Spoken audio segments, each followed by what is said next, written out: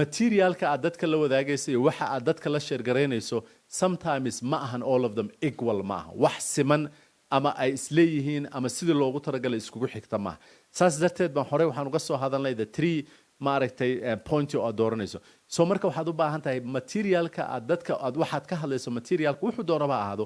inay match garayso contentigaas iyo character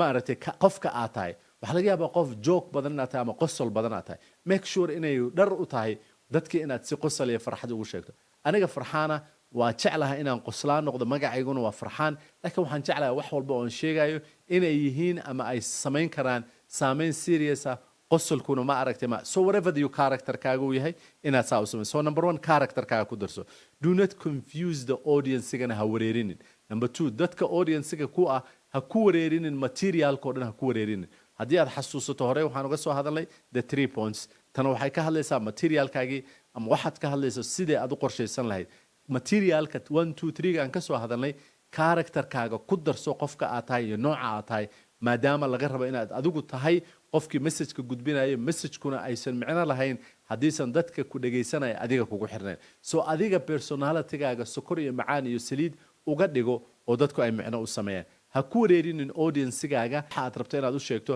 ama aad la share garaynayso tan ugu dambaysa to know use meeshaad u isticmaali lahayd ama waqtigaad u isticmaali lahayd ama sidaad u isticmaali lahayd oo geli lahayd xasuusi dad aad rabto inaad materialka aad kala hadlayso ay muruga tahay wejigaaga yuusan qosol ka muuqanin dad qosol iyo farxad ku jira wejigaaga yuusan cara ka muuqanin so marka waa inaad ku match garaysaa